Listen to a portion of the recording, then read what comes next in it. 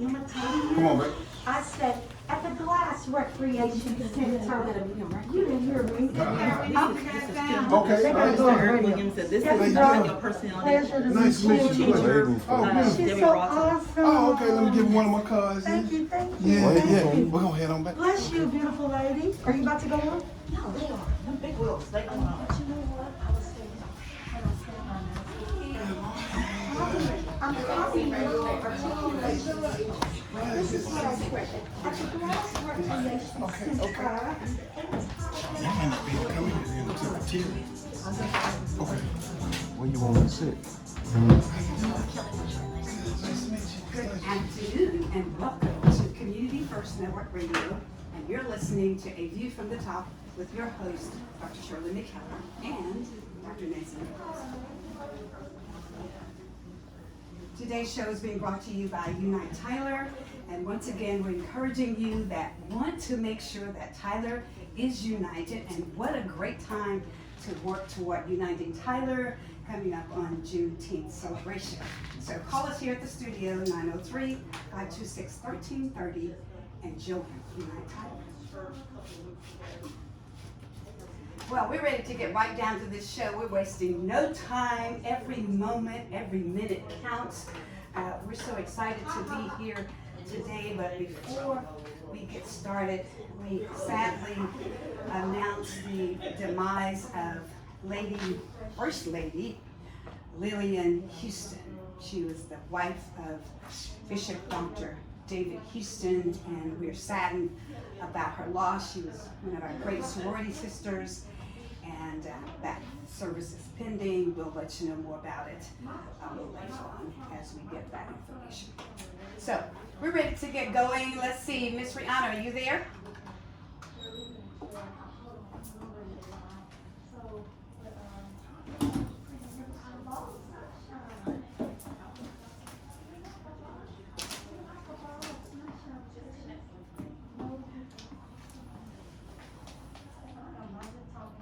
How beautiful.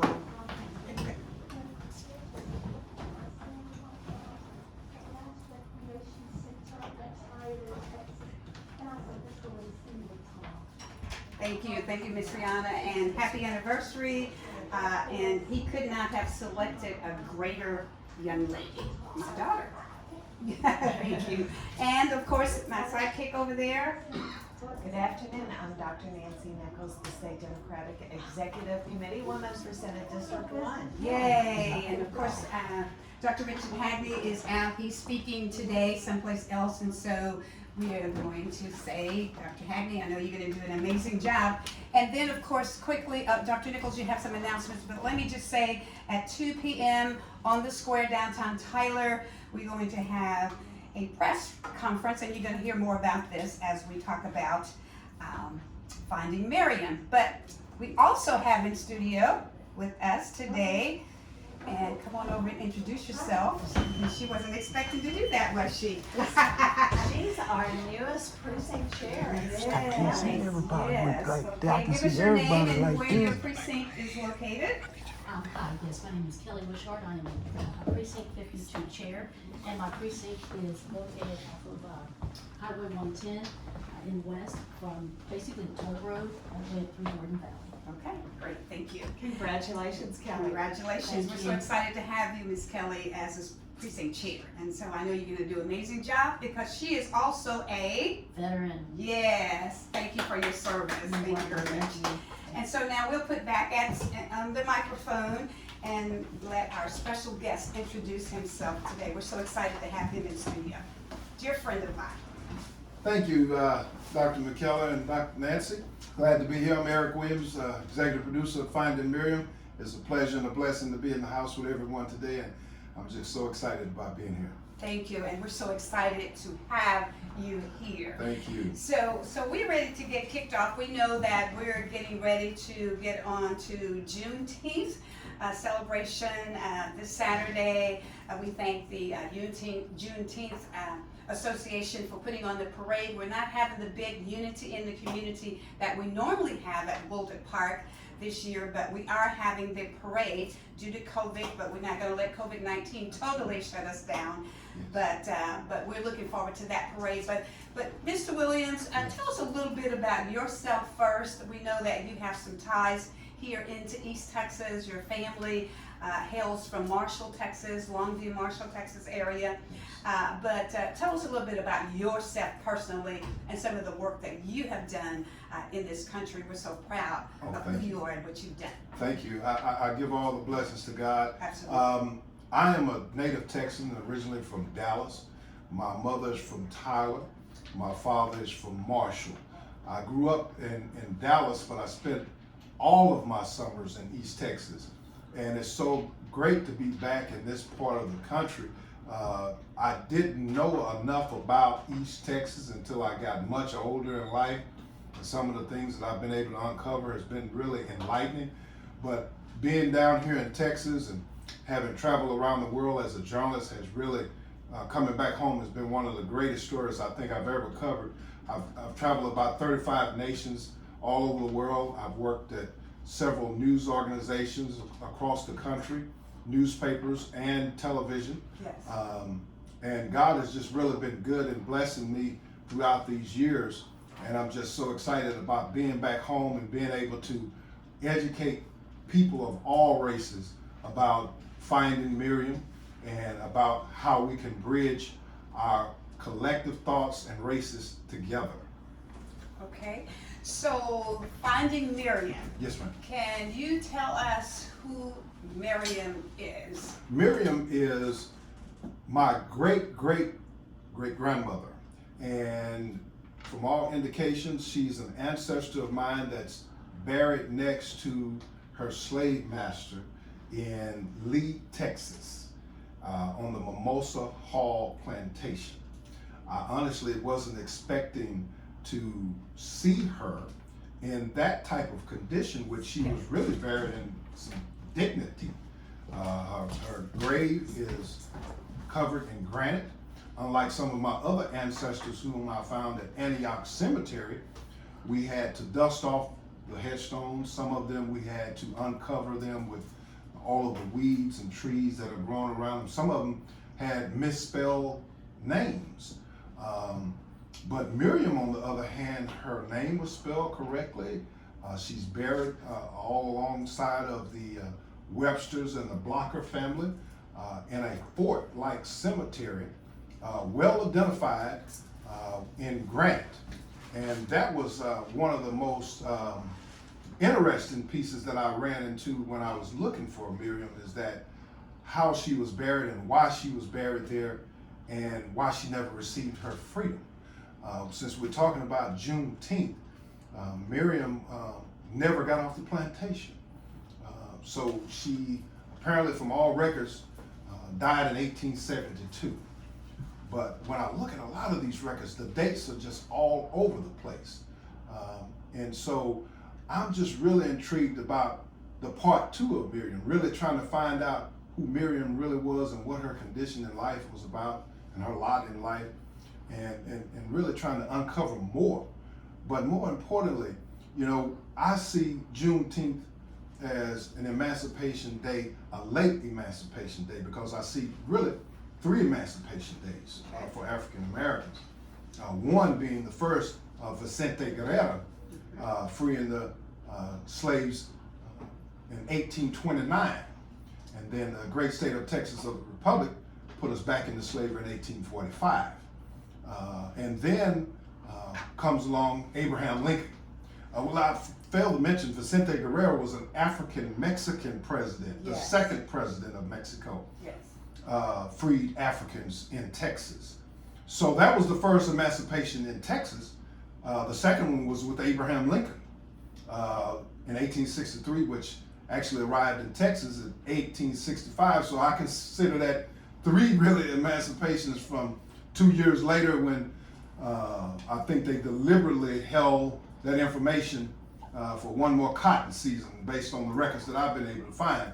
Okay, let's just start right there. Yes. Yeah, right, okay, so let's deal with that a little bit. We know that on yesterday, Congresswoman Sheila Jackson Lee hit the gavel and 410 people voted for a national holiday for Juneteenth, and there were 14 people who voted against it. Wow. Right, and I believe they were all Republicans, right, Dr. Nichols? Wow. Okay, so I know we don't like to talk about parties and party lines and all of that, but sometimes it's You have important to. for us to, yes, to bring that forward. Why do you think 14 people would say no to that national holiday? And then let's take a look at this city in North Carolina, Asheville, Yes, Asheville. North Carolina, Mhm. who now has decided that they're gonna take $2.1 million Yes.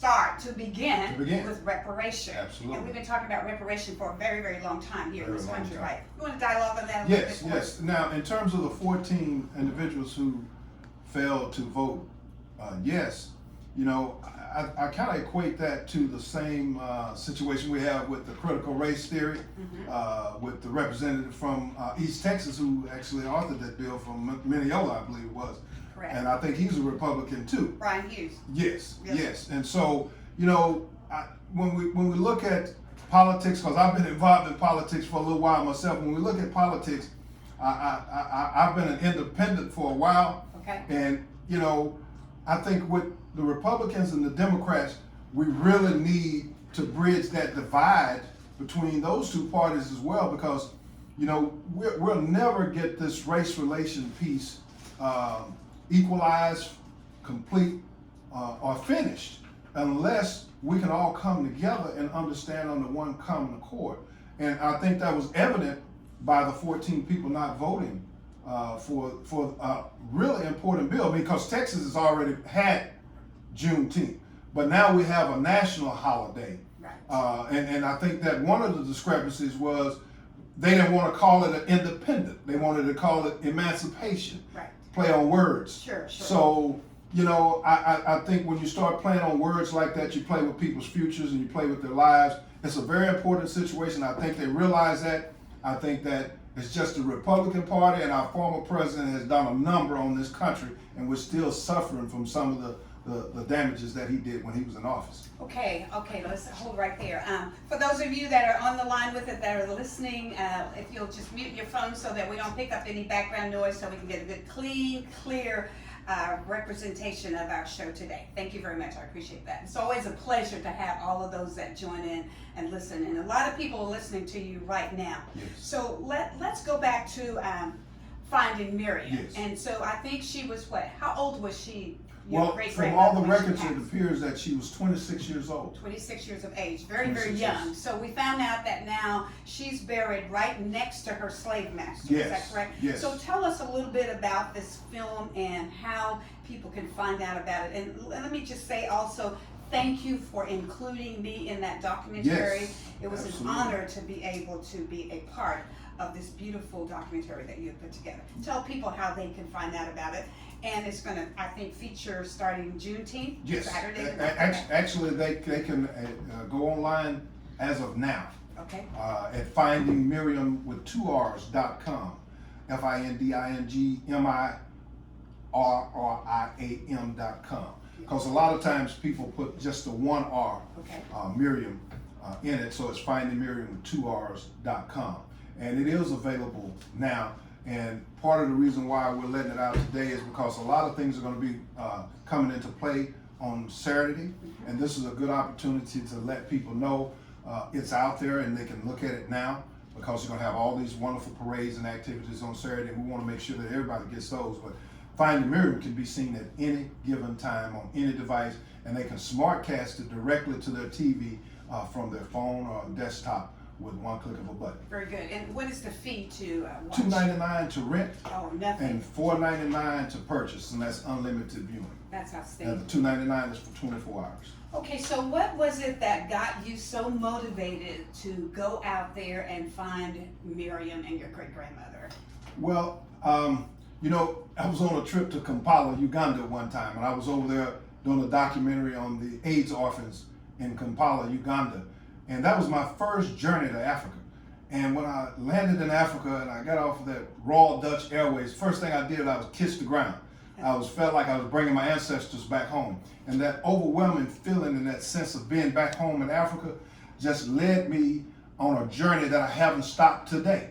I've visited that country a number of times, but I then went back to the slave coastline of East Africa. West Africa. Okay. And started going to the slave deportation camps in Ghana, Senegal, Nigeria, all along there, Ivory Coast, in search of slave routes, going to all the different places where slaves were captured and held in bondage. So do you know where your grandmother came from? No, I do not. Okay. And that's one of the things that, through genealogy and genotyping, that particular area of, I would say all of East Texas really needs to have a genotyping type situation going on, because a lot of the slaves that came in through that entry point of East Texas. Now, unfortunately, at that particular time that they got to Texas, slavery was being outlawed for the importation on the coastlines. So all the slaves were coming from the interior of the United States, from like Alabama, Georgia, Mississippi, Yes. those types of states, coming into Texas because it was a new republic. And they were getting land grants. And the settlers needed those slaves to work the land. And it became very fruitful for them and very, very profitable. The records that I uncovered that you saw in the film, one of the tax rolls that was documented said that in Harrison County during 1850, and it was also reported in the Texas Republican newspaper, I think then was now as Marshall Messenger, that by getting rid of the slaves at that time, the economy was losing $791 million from taxes from all of the slaves that they owned in East Texas. And in particular, Mr. Webster, Okay. John J. Webster, Yes. he was in the business of baby making factories. Okay, And so let's stop right there. Mhm. So then you mentioned something very interesting, and you said that the cotton season was coming about. Yes. We know that it was 2.5 years later that actually we heard that there was freed slaves in Texas. Yes. Granger had already let everybody, General Granger had already let everybody know, right? So tell me more about, you said it was cotton season, Yes. and they didn't want to release. They had one more Free picking labor. season. One Okay, more picking talk season to us about after that. that. Harrison County had some of the largest crop seasons than any other county in Texas. And I'm assuming that's because they had the largest amount of slaves Correct. in Texas. And I think at one point Texas had 182,000 slaves at the height of it, and Harrison County had roughly 8,000 towards the end of it. But they needed that labor because the North was in an industrial revolution, Right. and the South was in an agricultural revolution. Correct. And they needed to continue that agricultural revolution because that labor is what they needed until that cotton gin really came out to really pick that cotton for them. And so they really did not want, from all indications, to release those slaves in 1863. In 1865, General Granger arrived in Galveston and proclaimed everybody free. And I So went there. Okay, so Yeah. that takes me then to reparation. Yes. All right, so what are your thoughts on reparation? We know that Congresswoman Sheila Jackson Lee, a lot of people, Yes. I'm not even gonna try to name out all the different Congress people who have actually been working at trying to make that happen. Right. What are your feelings with reparation, and how in the world could America make that happen? Well- Even if they decided to do that, Dr. Nichols, okay, yes, go ahead. Okay. Well, in the film, we always talk about reparations, that we can't get those or we don't need to get those. But Americans need to remember, and if they don't know, I'll try to make them remember. Okay. But in 1987, our illustrious Republican president, Ronald Reagan, passed reparations for Japanese Americans, signed it into law as an executive order, and gave each Japanese American that was interned in American prison camps $20,000. Now, surely that wasn't enough Right. for the torture and the pain that they had to go through. Exactly. But the point is that Something, right? they received something We've received nothing. So then, let me jump back in there. So then, why do you think, with all the generational wealth that black people should have gotten, and they didn't, why do you think that it's so difficult for them to vote to have African Americans to receive? Well, most people, I mean, when you read some of the hateful comments that are on my posts and some of the things that are on Facebook, some people say, I didn't own slaves, I don't owe slaves anything, slavery is over, there are no slaves in America today. I mean, you can go on and on and on about all the comments. Well, let me just beg to differ right here. Have you heard of human trafficking? Absolutely, sex trafficking. What do you call that? Yes, absolutely, that's That's slavery. slavery? That's slavery. Okay. That's so- slavery. And so I do believe that we should have reparations. How and what form that should take, I'm not sure, but I certainly feel that cash should be a part of that. Okay. Especially when you look at the county, the cities, they all made money taxing slaves. The corporations made money. Aetna Life insured slaves. Chase Bank made loans to slave owners. Cotton Belt Railroad transported cotton. All of these industries that supported slavery should be the ones that pay. Not you and I, not the individuals, but the federal government and the companies. The federal government was complicit. They endorsed slavery. They mandated slavery. They made it a law. So the federal government should be held accountable for what they did to our people for years and years of chattel slavery. Not just slavery, because in Texas, you could not buy your freedom. You were a slave for life. Okay. So that brings us down a little bit in talking about the voter suppression rights. And well, there's no rights to Yes. voter suppression.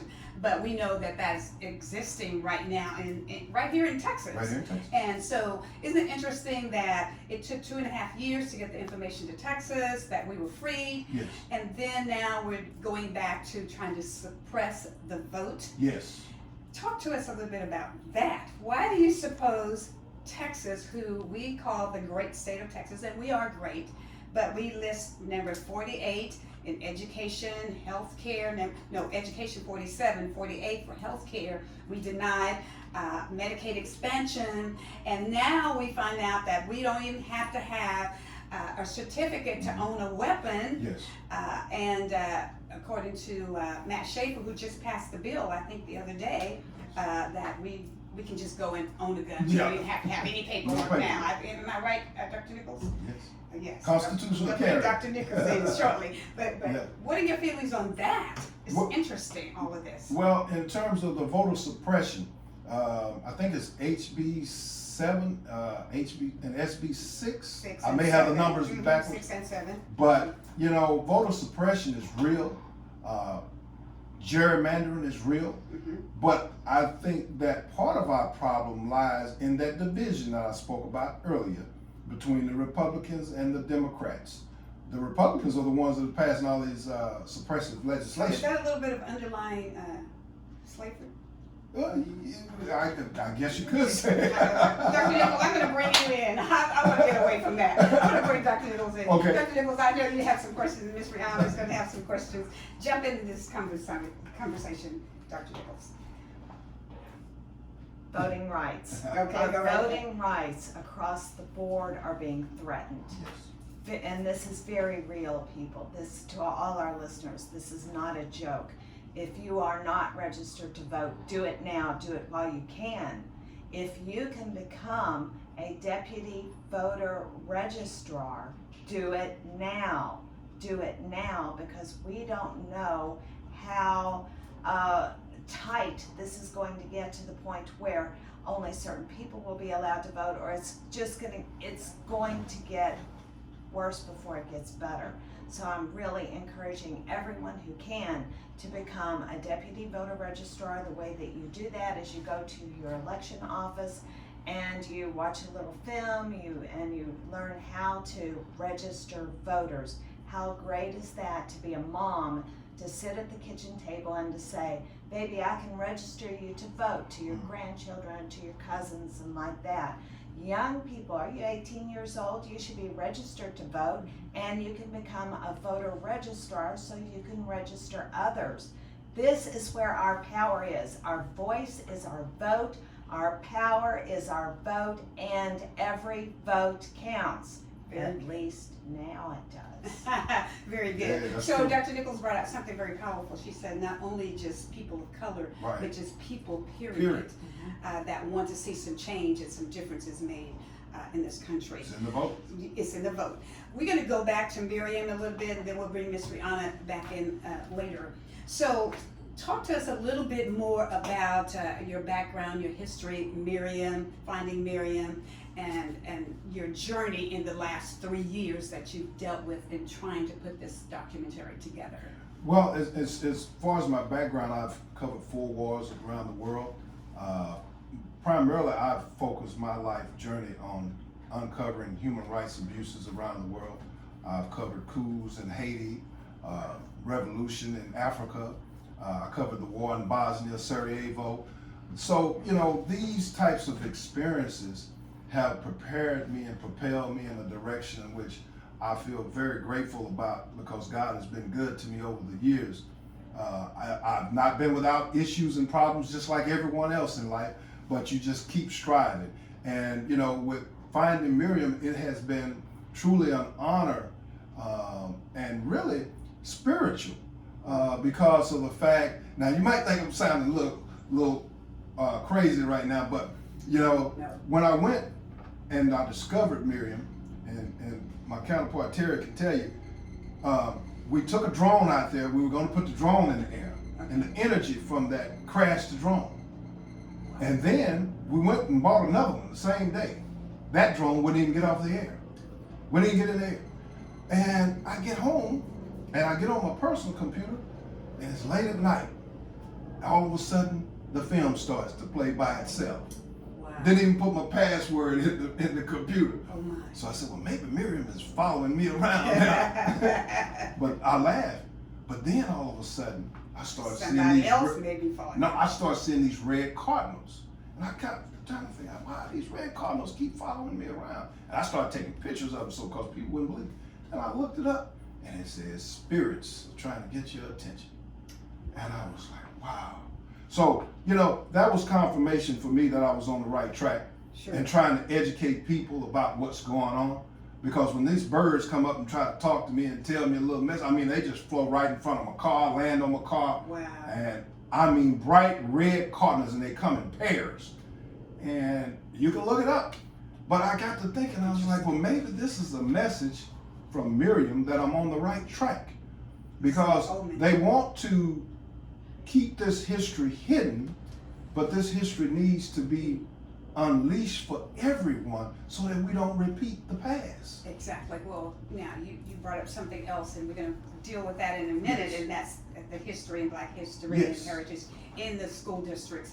But you are a rare species. Now, we were in, Ms. Cynthia Jones and I were in Chicago a few weeks ago, and we met a Mr. Jim Handley that we connected you to. Yes. Because the two of you guys had a very similar history. He was a CNN contributor, you two, and Yes. and very rare, a few of you all were out there, and you talked about the fact that you may have had some difficulties during your career Oh, yes. being African one American, yeah. or the only and not too many. Can you deal with that a little bit? Yes. Right in Dallas, Texas. I was one of the first African Americans to integrate the photojournalism department at the Dallas Morning News. Me and another gentleman named Jesse Hornbuckle. That newspaper was 100 years old at the time, and once owned by the KKK. And you know, it was that particular time that I realized, I said, well, hey, maybe there's other newsrooms around the nation that I'm gonna have some difficulties in, that I'm gonna have to break down some doors as well. Not only did I not know that, but I did break down some other doors in Hartford, in Boston, Yes. in St. Louis. It's just been a tremendous experience, being a door opener. Now, unfortunately, a lot of those doors is closed back. So when you go in the newsroom, a lot of people don't look like me. And unfortunately, we need to have a balanced newsroom so that when we go out and we cover these stories, the narrative is not lopsided. Exactly. It's taken from a perspective of the person who's covering the story. Sure. But not with a situation where we're going to be biased about who it is we're covering. And a lot of times that's what happens when we have reporters or editors on particular stories who just can't relate. There's certain things that I just can't relate with certain cultures. Sure. Then I need to defer that Exactly. You follow what I'm saying? That doesn't mean that we're not alike or I don't like you. I'm still trying to understand the culture. You know, and I've traveled all over the world and didn't speak languages, had to travel with interpreters Right. and visas and things of that nature, you know, but I had to learn how to deal with other people. And that's what's important in this particular business. And communicate, you got to learn how to communicate and deal with people. Right. And so that's one of the blessings that I feel that God has blessed me with, is being able to learn. And I can be in a room with anyone and deal with any person on any level. And I'm really thankful for that. And that world travel, I can't say it enough Can't say it. to people. Yes. You know, you can't tell me what's in my backyard unless you've been in my backyard. You can't say I got a red lawnmower if you hadn't been back there. If you hadn't been to Africa, you can't tell me too much really about it. But if you've been to Europe or Bosnia, Yeah. and you can see the suffering that the Exactly. Croats and the Serbs and all those guys went through, now we can have a real discussion. There you go. You see? Okay, So, very good. education. Education. So Miss Rihanna is our educator here along with Dr. Nichols. But Miss Rihanna, you can jump in. I know you have some questions in regards to education, Black history and heritage in the public schools or in our schools, our colleges across the country. But go ahead, Miss Rihanna.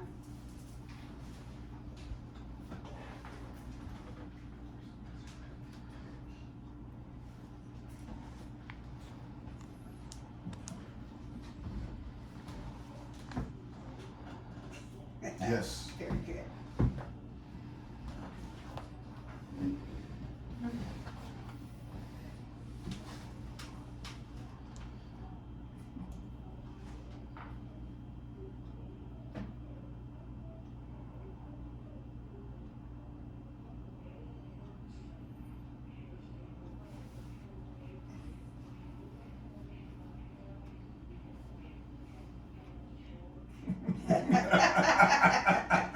Very good.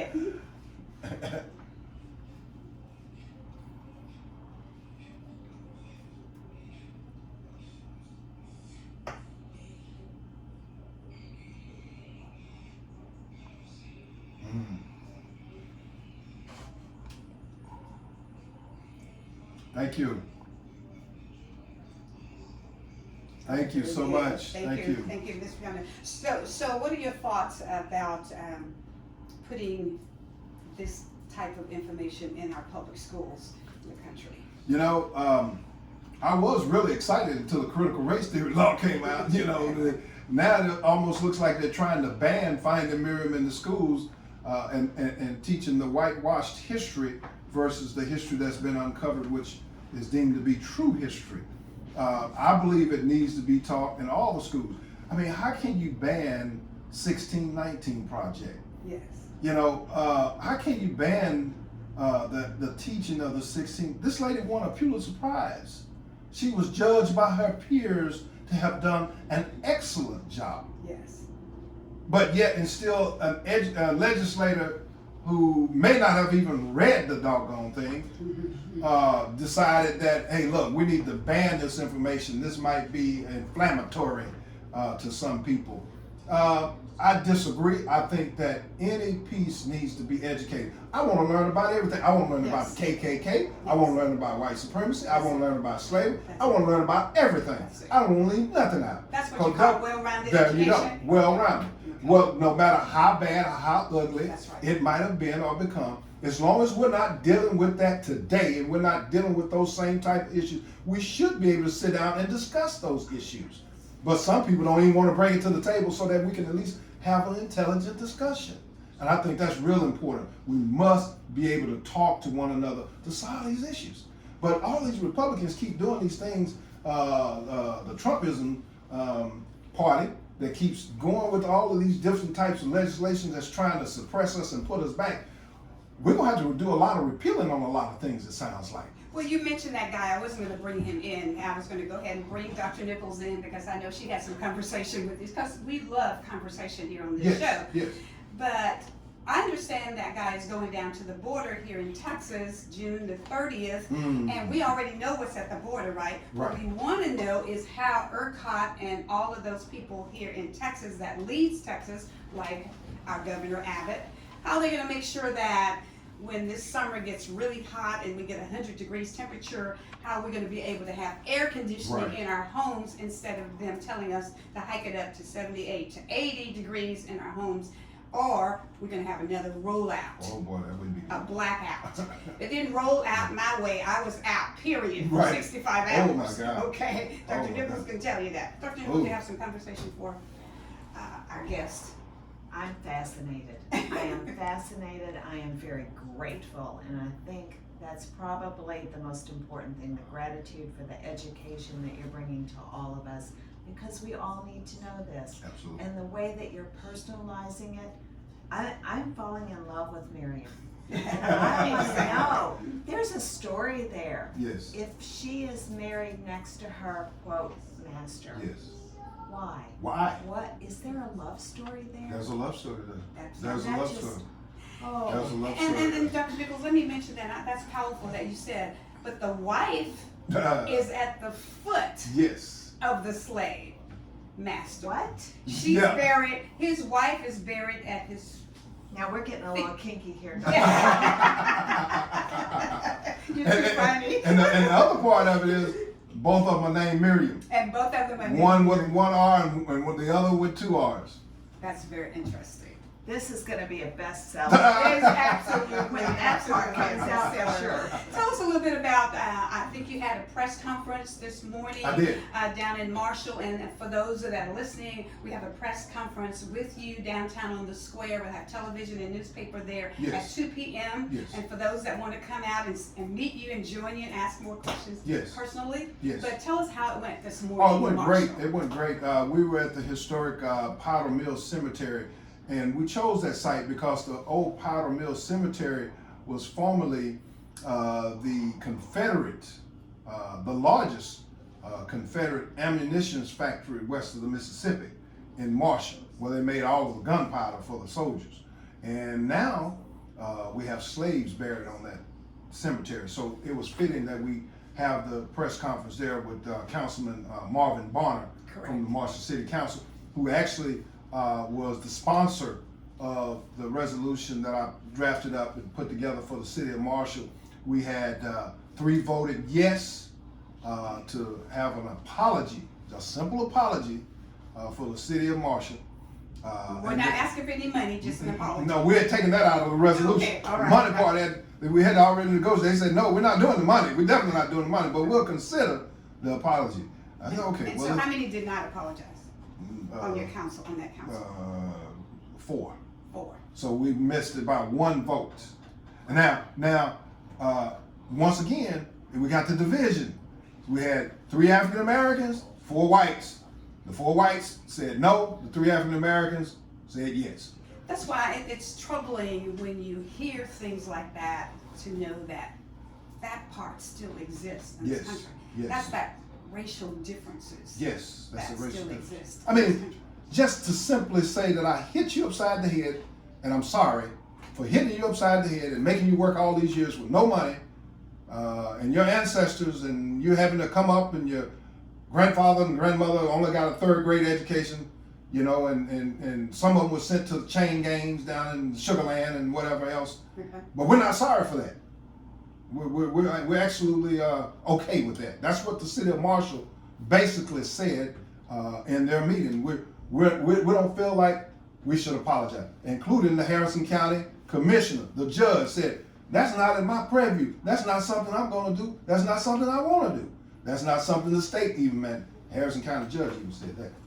But that is something that we as citizens can go to our city council, can Very go good. to our county Precisely. judge, can go to our mayor and say, we do want this. Yes. You're an elected official, you represent us. Here is the resolution that we want. May I have a copy of that resolution, please? Yes, Thank you you. certainly may. You I certainly mean, may. Have this your is email something. address. Yes, Well, yes, this yes. is something that our parents taught us when we were way down here, right? Yes. To say, I'm sorry. I'm sorry. So what's so difficult with saying, I am sorry? Yes. I don't understand Yes, I mean, so we had I'm sorry on the list, we had reparations on the list with no figure attached to it. We had Juneteenth holiday. Now that would have a figure attached to it because they would have to pay for the Yeah. people being off. Correct. But Well, they're gonna have to do it anyways. They're gonna have to do it Because it's anyway. All the way from the feds down. now, Okay. so they said no to all three, and including I asked them to help facilitate, but I use the word of mandate, to get Finding Miriam into the Marshall ISD schools.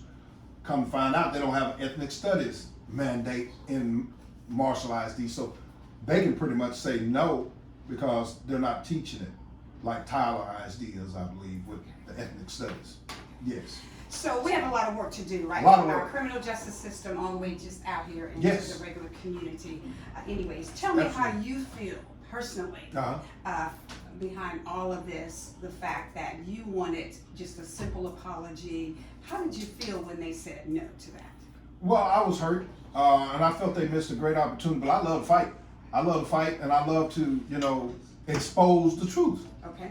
I love to expose the truth, and so you can't hide from that. And that's why I'm here today, because we can't hide from the truth. Dr. Nichols? I just want to let our audience know, for those who have joined in, that we're with filmmaker Eric Williams, and his newest release is Finding Miriam, 1850, America's Lost Cause. You can check that out at Finding Miriam with 2 R's, findingmiriam.com, and it's to be released Today. today. Today. Thank you. How Yes. about that? Yes, and then indeed. we get to talk about it right here Right on here. a view from Absolutely. the top. And just Absolutely. remember to our citizens out there that we're going to have a press release in 1 hour with Yes. you downtown on the I'm square, excited about 2 it. p.m. And those of you that can come down and meet Finding Miriam's Yes. great grandson, Yes. it's just an amazing Yes, thing to have you yes, here with us yes, today. Final comments. Ms. Rihanna, you have some final comments for Mr. Eric Williams, our amazing guest.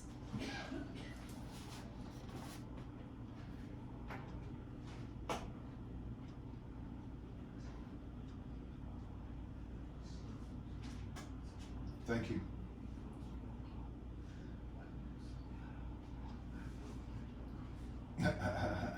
Very good. Thank you. Very good. Thank We you. need more people like Ms. Rihanna and Dr. Nichols. Yes, Dr. Nichols, indeed. your final comments? And I know you have an I do announcement. have some announcements. Okay. May I go ahead? Go right ahead. There's quite a few announcements. We have a voting rights rally that's happening on Sunday in Austin at the Capitol, and that's from Texans from all over. Yeah, we'll be there. Also, Beto will be in Henderson in Russ County. I know our county chair is on the air, Regina Adams, and that's Friday.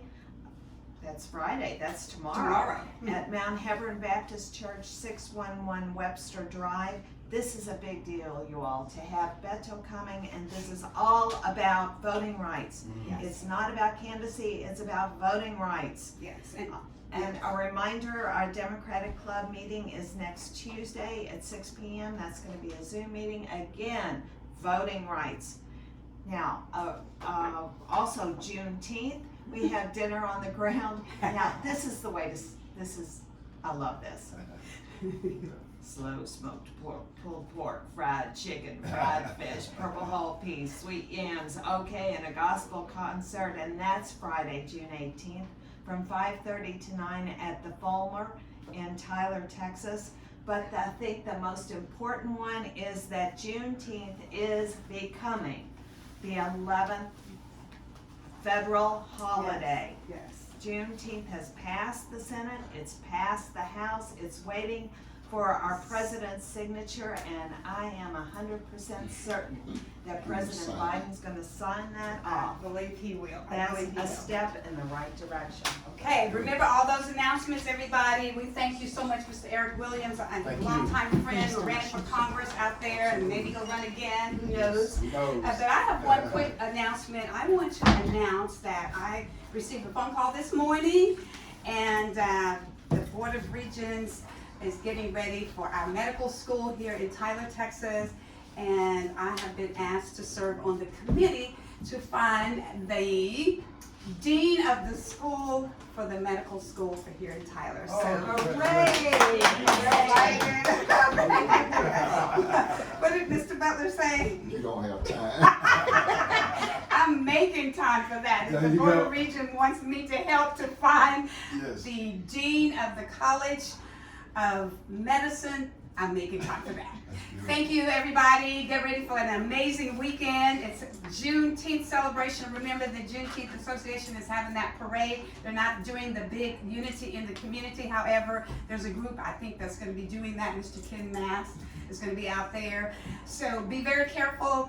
COVID still exists out there. We want to make sure that you stay safe. Get that vaccine if you can.